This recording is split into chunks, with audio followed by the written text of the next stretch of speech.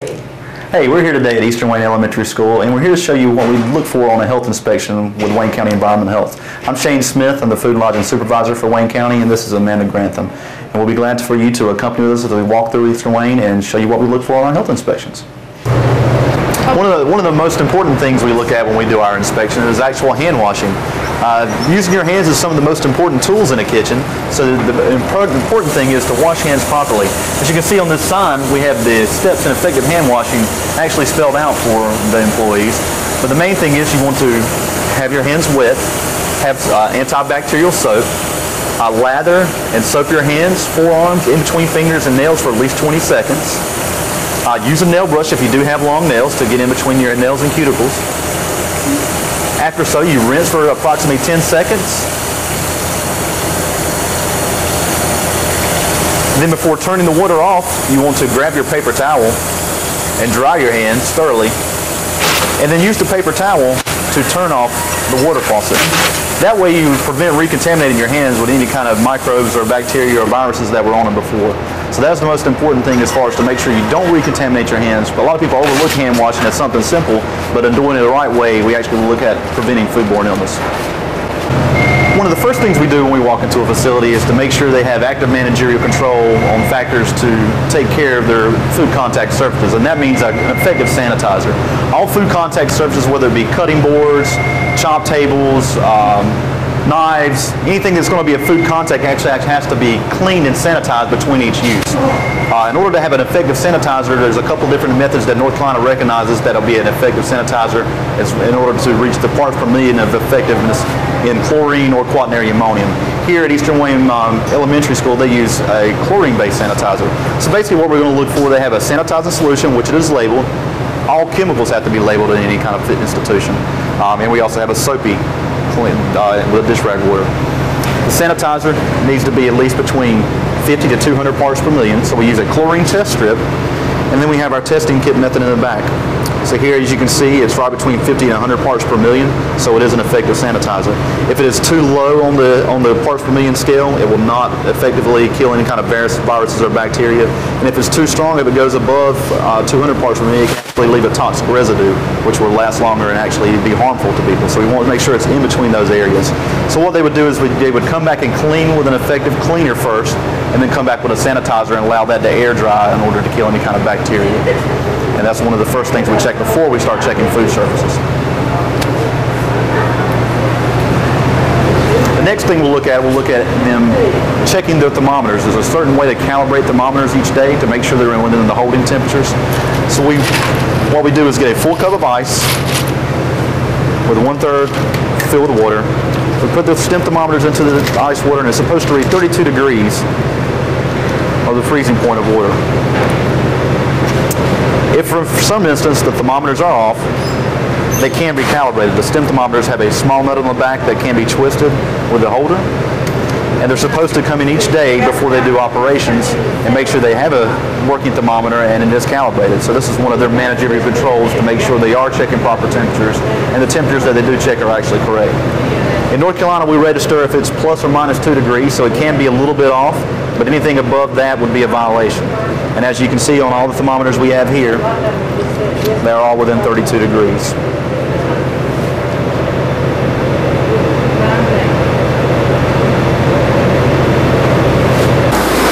Alrighty, so this is one of the main holding lines for their food. They have two here. And we do require a holding temperature of 135 or higher if it's a hot food, 45 degrees or lower if it's cold food. So what we would do is we would come through the line and we check all the foods that are considered potentially hazardous to make sure that it's 135 or above. Not all foods are considered hazardous. Any heat-treated plant food would be, so your peas and your broccoli would be. These actually do not, the tater tots do not have enough water in them to make them hazardous, so we do not check the tater tots. But of course your meats are always going to be hazardous, so we check those, and this is actually fish. So we do check those as well. So what we'll do is we'll go through and we'll sanitize our thermometer. We use day dots, and then we'll stick it in and make sure that we're getting a temperature of 135 degrees. I'm getting 185, so that's well above the minimum. 190. We'll get a couple different samples throughout each pan just to make sure, because there's more than one layer, so we can stick some at the bottom here.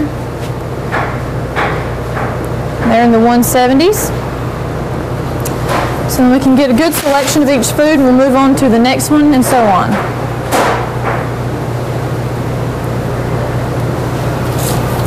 Usually you try to check a temperature in the center, because a lot of times the center of the food is a little bit different than the outside edges of the food because of the way the pan heats. So you want to make sure you get a good sample of the entire food product, because the 135 is actually required for the entire food, not just portions of it. The entire food has to be 135 throughout. It's in the 180s. And we'll move on down here to the vegetables. They usually hold very well because they have a lot of water in them. They're in the 170s. Very nice. Always sanitize your thermometer in between foods, because you don't want to contaminate. If one food does have some bacteria in it, you don't want to contaminate the foods behind it.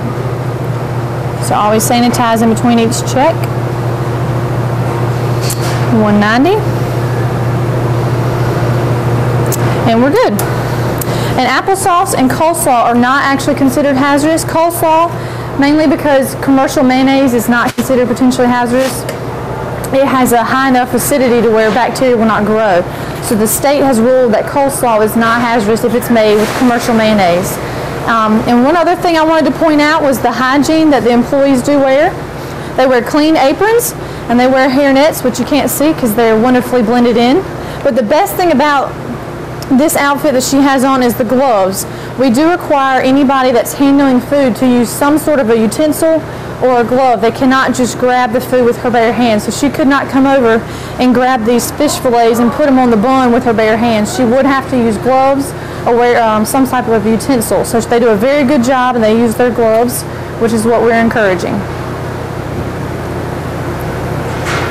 Kids come by on their lunch line and they come and get the milk, and the holding requirement that we have for milk is below 45 degrees. And so we do come in, and they keep it closed mostly during the night because these have a hard time holding temperature, and then they open it up right before the kids come through. And we do have a thermometer that can check the surface temperature, and usually we'll do both. We'll check the surface temperature of the milk carton as well as probing an actual milk carton itself. And so I'm getting about 42 degrees here, 36 in the back. So that's very good, but we'll go ahead and take a milk, and we'll open it up and get a reading on the actual product temperature. And it's getting down to about 35 degrees. So that's well below the 45 minimum, or 45 maximum, excuse me.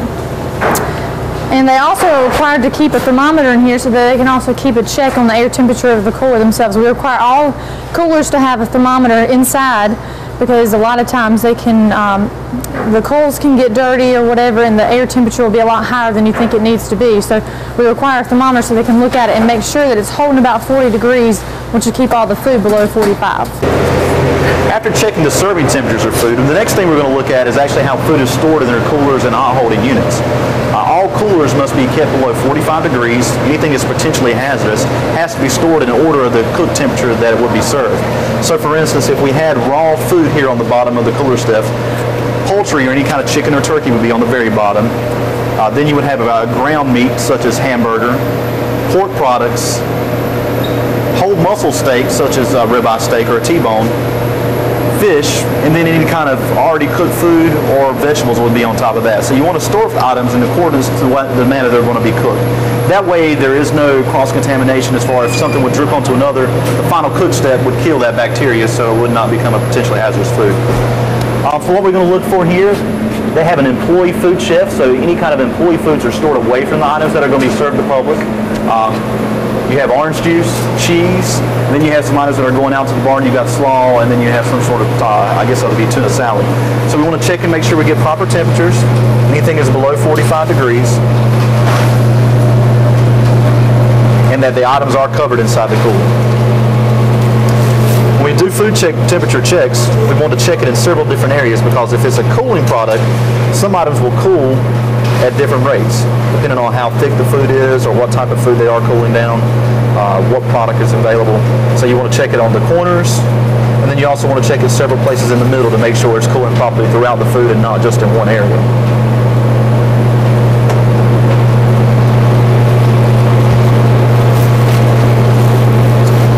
Another thing we look for inside the coolers is to make sure the ventilation is clean, so there's no possible contamination from dust or any particulars that are coming out from the ventilation, and that the shelves are not chipping or rusting or anything along those lines where it can fall and become a physical contaminant in type of foods that if foods are not covered. Gaskets are always important as well. If the gaskets are torn, it will not make a complete seal, and that will cause the cooler to actually work harder and not keep the foods colder than it's supposed to be below 45 degrees. Next, we have a hot holding unit. These are items that are going to go out on the bar, and they're held at above 135 degrees until the time is taken to which should be put on the bar to serve. Here we have 2 things of barbecue that are being held hot until it's time to go out. Basically, these items are cooked to the final cook temperature into your, whether it be a grill or in this case an oven, and then placed in here as a hot holding unit at 135 degrees until it's time to go out on the bar.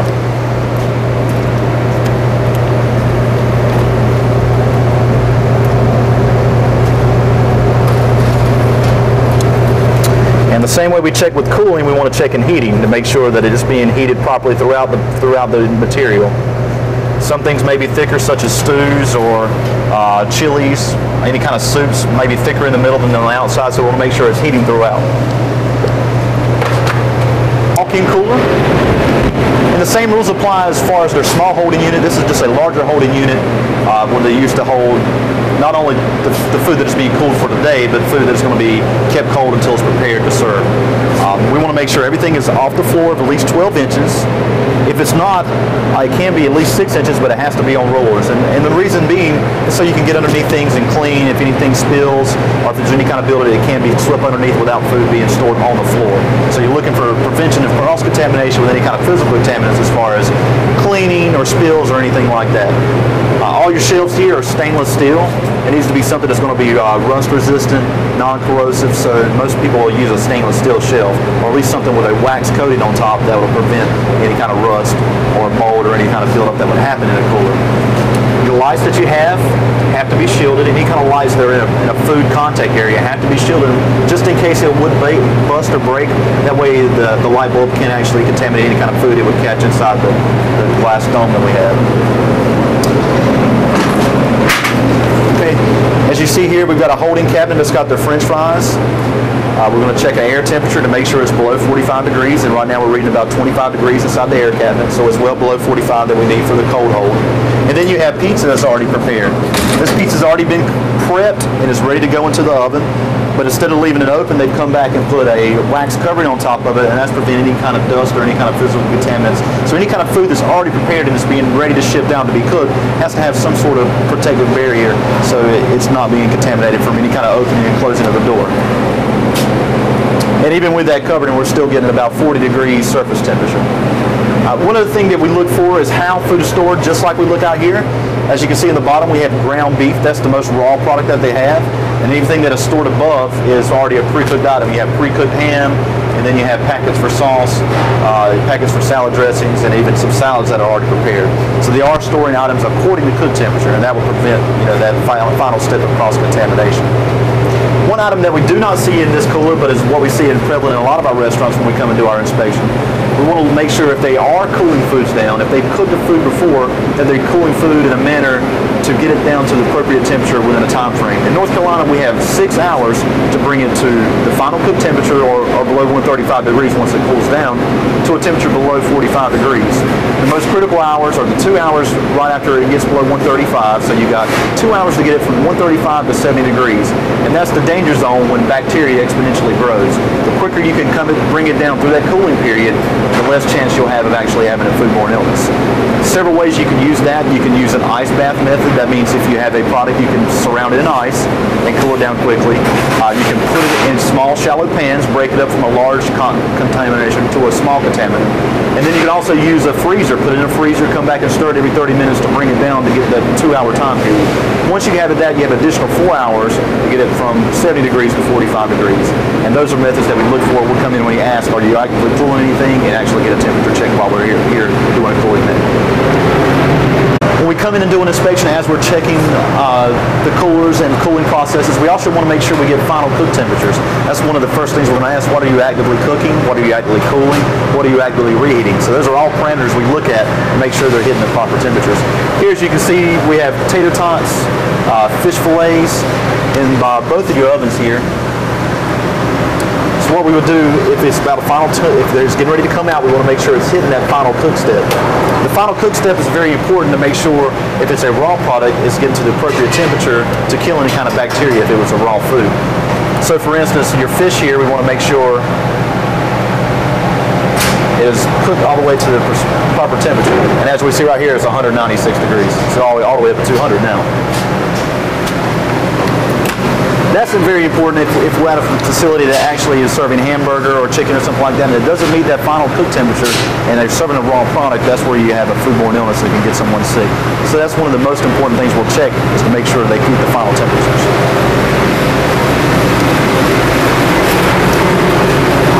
Now here we have the walk-in freezer, and the same methods that we look for in the cooler we look for in the freezer, that everything is stored off the floor, things are stored according to cook temperature, things are neat and clean. You also have your light shield.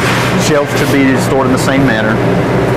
And the reason we look for cook temperature even in a freezer is if we have to look at what might happen. What if all of a sudden the power kicked off, the food thawed out to above freezing, and you had food improperly stored? Then those juices or drippings could go onto another food, and then if they're not stored according to cook temperature, if someone just said, okay, it was below 45 degrees, it's still safe to cook, they could cook it and say all of a sudden you would have salmonella on top of hamburger.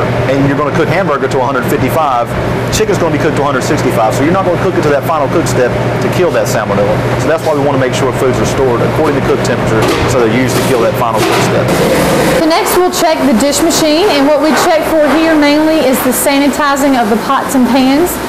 They use a hot water method here. There's 2 ways to sanitize your pots and pans. You can use the chemical, which we've already talked about, the bleach or the ammonium, or they can use the hot water. And what it is the hot water will get 180 degrees, and it will kill all the bacteria and viruses on the pots and pans. And the way we check that is we use a test strip, and when the water comes out of the machine, it's going to be 180 degrees, but when it hits the plate is going to be 160 degrees. And so we run this test strip through, and as soon as the water makes the plate or the fork or utensil reach 160 degrees, this little strip of purple will turn orange. So anytime we run it through and we come back and this whole part right here is orange, we know that the dish machine is sanitizing properly. So we'll run that through and we'll get a check on it.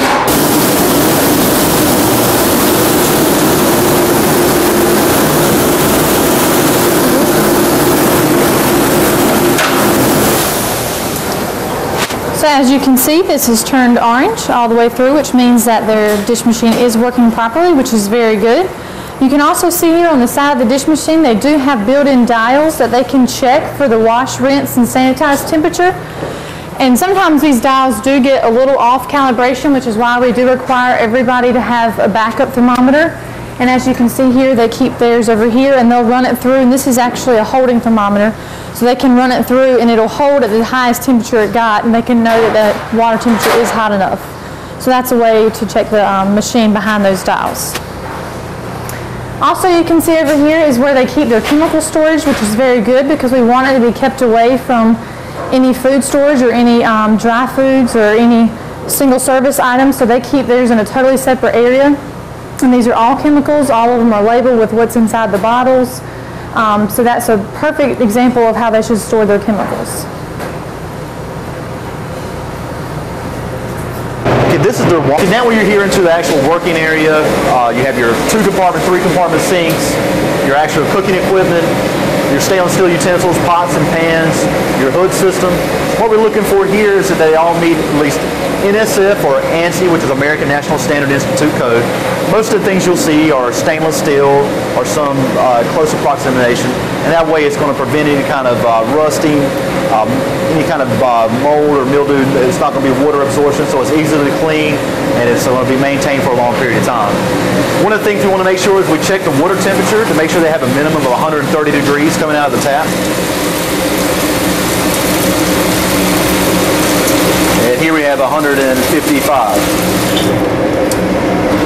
We also go through and make sure we're looking underneath your surfaces. Anytime you've had wet and moisture and you have grease and grime and bacteria in food, you have to worry about vectors, which are insects or things that can cause disease for humans. So we're looking for roaches, mice, any kind of signs of that. So we would look underneath your rims, look underneath your back parts, your shelving, your drawers, underneath any kind of work surface areas to make sure there are no signs of any kind of vectors that are being housed or signs where they can actually have a place to grow.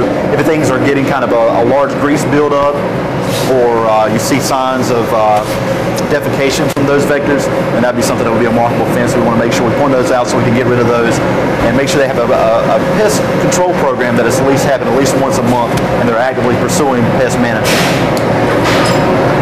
Okay, here you see some of the items that they're using to cook with. We want to make sure it's being cleaned after each use. And make sure they're not leaving those dirty for signs of pests and vectors. And then all equipment must be ANSI or NSF approved, like I stated earlier. And I'll show you a sign of what we're looking for.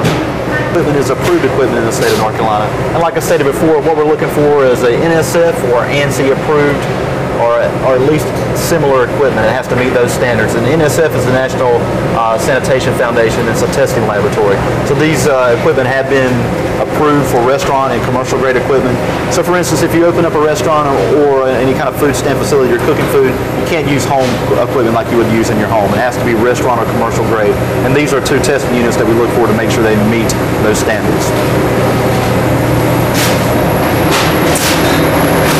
Okay, we also want to look at the hood system. You have racks here that are taken out and clean. Any kind of frying or grease, this actually is a method that will actually hold the grease for it when you have those fumes that are coming through. Those should be clean. And also, like I stated before earlier, any kind of lights or any kind of food contact areas have to be shielded. And these lights are shielded to prevent any kind of glass or anything falling down in the food that's being cooked.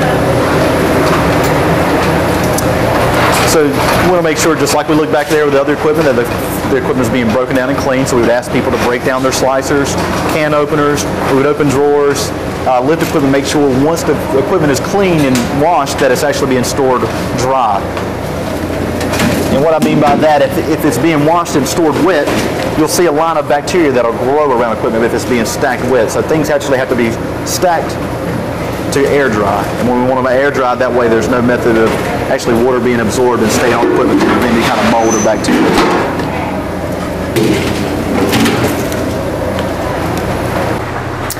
Alright, so the next section that we are coming to is the dry storage room. Most facilities have a separate area. It may not be an entire room, but they'll have a separate area for all their dry storage room, which includes most of their stock, which comes in bulk, as you can see.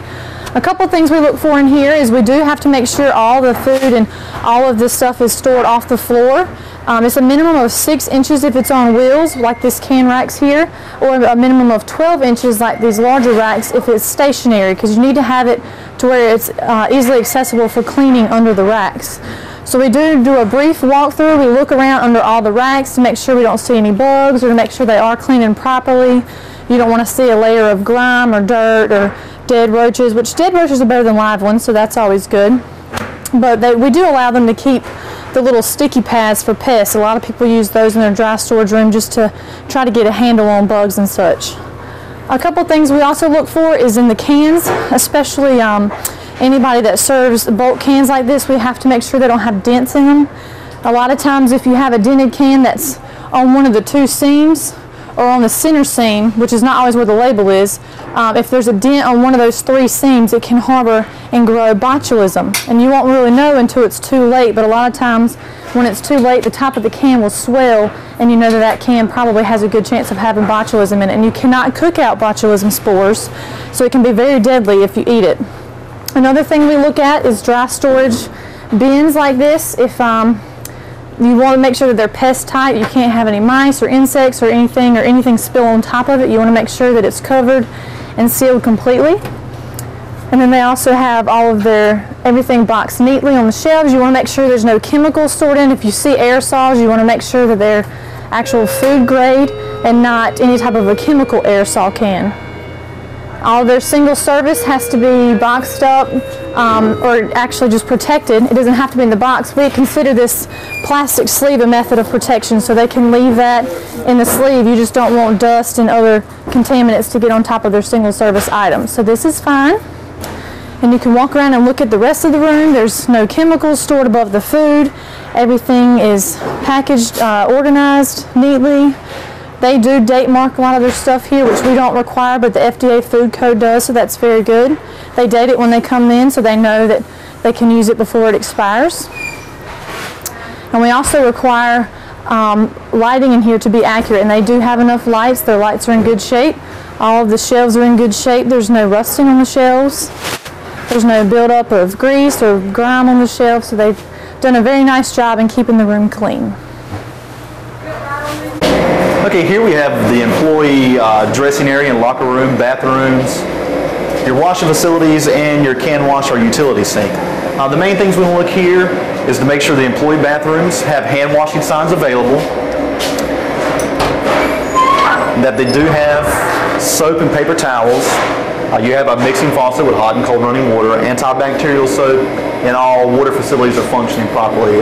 Sewage is operating like it's supposed to be. There's no back siphonage of water coming through the sinks. And that's another thing we look for on your utility sink. If you look on top of the faucet here, you see what looks like a small bell covering. That's actually what you call a backflow preventer or a vacuum breaker. This will prevent if there was a back siphonage of water with the water system from it coming up and contaminating any kind of water within the school district. So what we're looking for here, say for instance this hose was draping to the bottom here and this stopped up in the sewer system, or the septic system would stop up. This bell would actually prevent any kind of water siphoning through the hose and coming back into the water system for contamination. So that's one of the most important things we look for in water prevention. Also, we want to make sure if they do have lockers available, they are separated, so person's clothing, pocketbooks are set away from any kind of foods. They are stored here to keep away from any kind of food surfaces. They're not stored on food areas where people are working. And then you have your washer and dryer. A lot of people in facilities will actually ship out their rags, laundry, anything like that to be taken somewhere like Ecolab to be cleaned. But some of your facilities will actually have them on site where they're washed, cleaned, and sanitized. And that's what they have here at Eastern Wayne Elementary School. Okay, one of the last things we look at on our inspection is actually to come out to the dumpster area where they keep their garbage cans or they keep their mop areas to make sure that area is kept clean and free of debris. What we're looking for in the dumpster to make sure all the lids are closed, the doors are closed. They actually have a lock on this door. And a lot of facilities will have them partitioned off or have a lock because a lot of people will come and throw their trash into the dumpsters after hours. If their doors or lids are left open, or if there's holes or cracks into their dumpster areas, it's an easy way for pests and vectors to make homes. And that's what we're trying to do, is eliminate any kind of vector or pest that can make homes here that will eventually try to work their way into the facility. So this is one of the last things we look at to make sure these areas are kept clean and they're free from harbage areas.